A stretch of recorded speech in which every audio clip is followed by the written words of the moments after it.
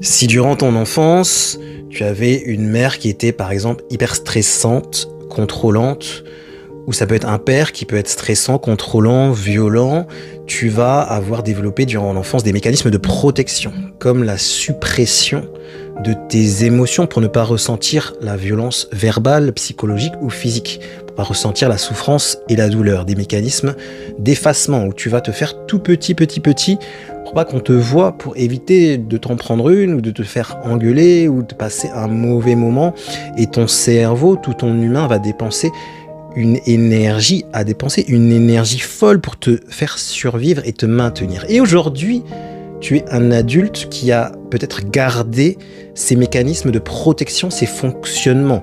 Et tu vas avancer dans la vie avec une carapace, avec des pics. Tu vois, un oursin comme un oursin. Sauf que ces mécanismes de suppression, ces mécanismes d'effacement ont aussi effacé et joué leur rôle, la douleur, la souffrance, mais aussi supprimé la joie, le bonheur, l'amour, ta puissance spirituelle. Et aujourd'hui, tu es peut-être introverti, tu te sens timide, pas bien, dans un mal-être et un vide intérieur.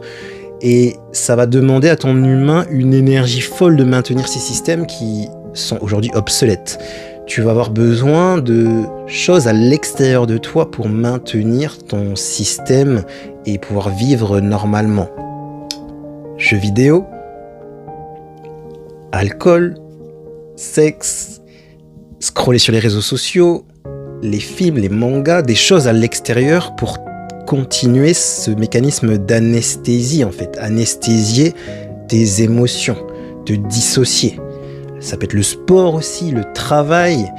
Et le problème, c'est que plus tu vas essayer de faire des choses pour t'en sortir, et puis ça va juste masquer, comme le développement personnel et aussi l'éveil spirituel. Ça peut te dissocier du corps physique, puisque c'est dans le corps physique tous tes traumas de l'enfance, toutes les blessures, c'est dans le corps physique, dans les mémoires cellulaires. Il va falloir des outils qui soient corporels, des outils qui soient liés à ce qu'on appelle l'art de la somatique. Il va falloir traverser tes émotions. Comment tu te sens? Et si tu me dis ça va, et c'est que t'as pas encore été contacté les émotions, comment tu te sens? C'est quoi les émotions? Il faut peut-être aller chercher des listes d'émotions et commencer à les traverser, notamment la souffrance et la douleur, parce que c'est ça qui fait qu'aujourd'hui tu vas bugger dans ta vie, dans le couple, dans l'argent, dans le business. C'est parce que tu n'as peut-être pas appris à gérer toutes ces émotions durant l'enfance et aujourd'hui, notamment la souffrance, la douleur. Il faut les traverser, il faut pas les supprimer, les éviter. C'est pour ça qu'il y a beaucoup de choses en développement personnel, en spiritualité, qui ne fonctionnent pas, qui sont fausses, qui sont aberrantes. Il ne faut pas supprimer les émotions, éviter les émotions négatives, les détruire. En fait, il faut en faire des alliés. Il faut embrasser l'ombre. Et c'est ça, le côté matique et son inverse, le côté antimatique, le côté icéphétique. C'est les deux faces d'une même pièce. Il faut maîtriser les deux, comme le yin et le yang. Et ça demande du courage, ça demande de la force, ça demande du leadership, ça demande de la présence. Et c'est ça, le vrai travail intérieur. Et tu vas y arriver. Et de toute façon, c'est un passage obligé. Sinon, tu vas attirer des personnes, ne t'inquiète pas, qui vont te trigger, te déclencher et t'obliger à faire vivre. Dans ton couple, tu vas attirer des personnes qui sont proportionnellement, émotionnellement actives.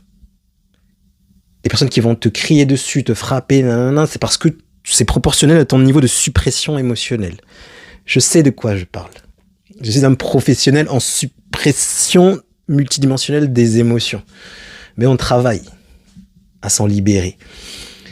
Si tu veux en savoir plus, j'ai créé un petit guide initiatique pour déjà te donner des clés, des éléments, des rituels pour apprendre à gérer ton humain, gérer ton énergie, apprendre à te protéger énergétiquement parce que ça fait partie de cela.